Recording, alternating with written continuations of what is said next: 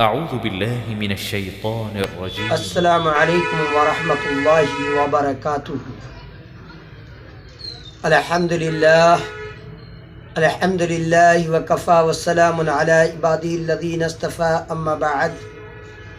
قال اللہ تبارک و تعالی فی القرآن المجید والفرقان الحمید، وآخرین منہم لما یلحقوا بہم وہو العزیز الحکیم۔ محترم ناظرین، طلبہ و طالبات،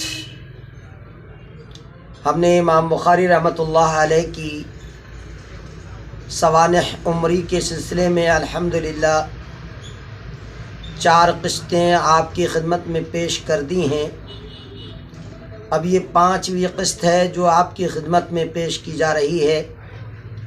امید ہے کہ غور سے سماعت فرما کر کچھ معلومات میں اضافہ کرنے کی انشاءاللہ کوشش کریں گے۔ اللہ تعالی ہم سب کو علم دین سیکھنے اور سکھانے کی توفیق نصیب فرمائے اور اس کا حق کما حق ادا کرنے کی توفیق دے۔ میں نے امام بخاری رحمۃ اللہ علیہ اور ان کی والدہ محترمہ کے سفر حج کا تذکرہ کیا تھا اور بتایا تھا کہ مکہ المکرمہ میں امام بخاری رحمۃ اللہ علیہ اپنی ماں کی اجازت کے بعد قیام پذیر ہو گئے۔ بلاد حجاز میں آپ کی اقامت 6 سال رہی، پھر آپ نے بصرہ کا رخ کیا، اس کے بعد آپ نے کوفہ کا قصد کیا۔ حضرت وراق بخاری نے کوفہ اور بغداد کے بارے میں آپ کا یہ قول نقل کیا ہے: لا احصی کم دخلت الی الکوفۃ بعدد مع المحدثین۔ کہتے ہیں کہ میں نہیں گن سکتا ہوں کہ میں کتنی مرتبہ کوفہ میں محدثین کی ایک کثیر تعداد کے ساتھ داخل ہوا۔ یہ امام بخاری رحمۃ اللہ علیہ کا بیان ہے کہ میں کتنی مرتبہ کوفہ میں داخل ہوا، میں اس کو گن نہیں سکتا ہوں محدثین کے ساتھ۔ چونکہ بغداد عراق کا پائے تخت ہے اور بغداد ایک علمی مرکز رہ چکا ہے۔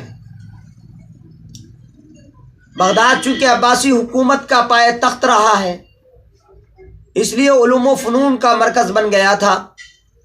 بڑے بڑے اکابر اور بڑے بڑے اکابر عصر بغداد میں جمع تھے۔ وہاں کے مشائخ بھی بڑے عظیم مشائخ تھے۔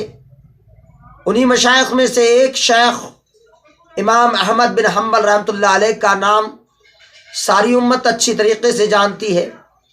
آپ نے اس دین کی خاطر کتنی پریشانیاں، کتنی مصیبتیں، کتنی صعوبتیں، کتنی دشواریاں اٹھائیں، وہ سب کو معلوم ہے۔ آپ کو خلق قرآن کے مسئلے میں الجھانے کی کوشش کی گئی، یہاں تک کہ آپ کو بہت پریشان کیا گیا اور آپ کو بڑی پریشانیوں میں مبتلا کیا گیا۔ امام بخاری رحمۃ اللہ علیہ کے استاد ہیں امام احمد بن حنبل رحمۃ اللہ علیہ۔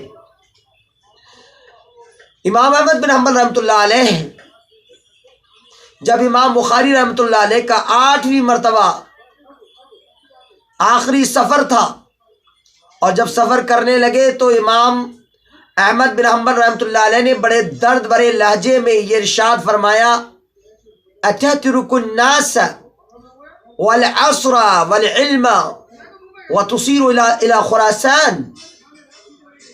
کہا کیا تم لوگوں کو چھوڑ دو گے اور اہل عصر، علماء اور اکابر کو چھوڑ دو گے اور اس کے بعد اہل علم کو چھوڑ دو گے اور علم و فنون کے مرکز کو چھوڑ دو گے اور تم چلے جاؤ گے خراسان کی طرف؟ بڑے تعجب کے ساتھ امام احمد بن حنبل رحمۃ اللہ علیہ نے آپ کی محبت میں یہ جملہ ارشاد فرمایا تھا۔ جب امام بخاری رحمۃ اللہ علیہ اپنے وطن واپس ہو گئے اور چلے گئے، خراسان کی جانب پہنچ گئے، تو خراسان کے وہاں کے بادشاہ نے امام بخاری رحمۃ اللہ علیہ کو بہت پریشان کیا۔ وہاں کا حاکم امام بخاری رحمۃ اللہ علیہ سے ناراض ہو گیا، تو امام بخاری رحمۃ اللہ علیہ کو یہی قول امام احمد بن حنبل رحمۃ اللہ علیہ کا یاد آتا تھا۔ وہ ہمیشہ یاد کرتے تھے کہ مجھ سے امام احمد بن حنبل رحمۃ اللہ علیہ نے یہ بات فرمائی تھی، تترک الناس والعصر والعلم وتصیر الی خراسان۔ آپ بار بار اس کو یاد فرماتے تھے،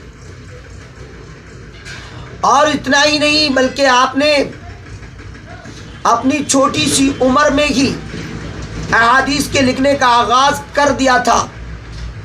جب آپ کی 18 سال کی عمر تھی اس وقت آپ نے ایک کتاب لکھی تھی، قضایا صحابہ و تابعین۔ مدینہ منورہ میں اللہ کے رسول صلی اللہ علیہ وسلم کے روضے کے پاس آپ نے ایک تاریخ کا مسودہ لکھا تھا، جس کو تاریخ کبیر کے نام سے ہم سب لوگ جانتے اور پہچانتے ہیں، اور علماء اس سے اچھی طرح الحمدللہ واقف ہیں، لہذا اہل علم حضرات اچھے طریقے سے جانتے ہیں۔ چاندنی رات میں ہی لکھ دیا تھا اس کو امام بخاری رحمۃ اللہ علیہ نے۔ امام بخاری رحمۃ اللہ علیہ نے شام، مصر، جزیرے کا سفر کیا تھا، اور آپ کی قوت حافظہ اور آپ کا ذہن تو بلا کا ذہن تھا، آپ بڑے ذہین و فطین تھے۔ آپ کی ذہانت کا کیا کہنا کہ جب آپ کے سامنے محدثین نے بغداد میں 10 احادیث کو الٹ پھیر کر کے ان کی سندوں کو ان کے اندر تغیر و تبدیلی کر کے اور ان کے کو بدلاؤ کر کے اس کو پیش جب کیا تھا، تو امام بخاری رحمۃ اللہ علیہ نے یہ کہا تھا، لا ادری میں نہیں جانتا۔ سارے لوگ پریشان تھے کہ آخرکار کیا ہونے والا ہے۔ تب امام بخاری رحمۃ اللہ علیہ نے ایک ایک حدیث کو کی سند کو جو الٹ دی گئی تھی اس کو سیدھا کیا اور کہا یہ حدیث اس سند کے ساتھ اس طرح ہے، یہ حدیث اس سند کے ساتھ اس طرح ہے، یہ حدیث اس سند کے ساتھ اس طرح ہے۔ وہاں کے محدثین ہکا بکا رہ گئے کہ ایک چھوٹی سی عمر کا جو ہے جوان بچہ جو ہے اتنا بہترین انداز سے اور سند کے بارے میں اتنا بہترین اور گہرا علم رکھتا ہے۔ یہ واقعہ آپ نے سنا ہے، امام بخاری رحمۃ اللہ علیہ کے بخاری شریف کے لکھنے کا واقعہ بھی بڑا عظیم ہے۔ آپ نے اپنے